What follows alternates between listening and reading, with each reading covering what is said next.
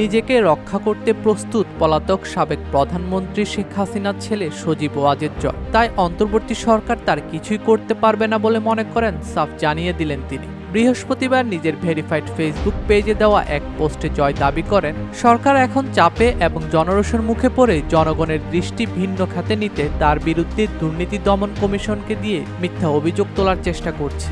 তার দাবি, তিনি ভার্জিনিয়ায় দুটি বাড়ির মালিক না, এর মধ্যে একটি তার, যা 2018 সালে তিনি কিনেছেন, গত বছর নয়। গেল বছর ডিভোর্স চূড়ান্ত হওয়ার পর মালিকানা শুধু তার নামে করা হয়েছে। অন্য যে বাড়ির কথা বলা হচ্ছে সেটি ছিল তার আগের, যেটা বিক্রি করে এই বাড়িটি কিনেছিলেন।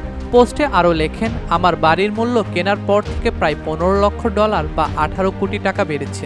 আমি বর্তমান দামে এটি কিনিনি, অনেক কম দামে কিনেছিলাম। আমি কোনো সরকারি কর্মচারী নই, আমি একজন আইটি উদ্যোক্তা। আমার আয় সম্পূর্ণ বৈধ। আমি এখানে কর দিয়ে বসবাস করি। FBI আমার বিষয়ে ইতোমধ্যে তদন্ত করেছে এবং অবৈধ কিছু খুঁজে পায়নি।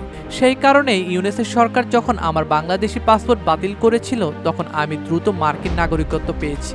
তিনি আরও উল্লেখ করেন, যুক্তরাষ্ট্রে সত্যিকার আইন ও বিচার ব্যবস্থা আছে। দুদক যদি আমার সম্পত্তি বাজেয়াপ্ত করতে চায় তাহলে তাদের আমন্ত্রণ জানায়, এসে পারলে চেষ্টা করে দেখুক।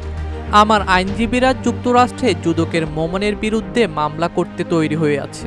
আসলে এই অভিযোগের মূল উদ্দেশ্য হলো ঠিকানা প্রকাশ করে আমাকে নিরাপত্তাহীন অবস্থায় ফেলা। কিন্তু আমেরিকার বাস্তবতা হলো এখানে ব্যক্তিগত অস্ত্র রাখা বৈধ এবং এর গুলিরও কোনো সীমাবদ্ধতা নেই। তাই এসব হুমকিতে ভীত না। আমি নিজেকে রক্ষা করতে সম্পূর্ণ প্রস্তুত এবং সক্ষম।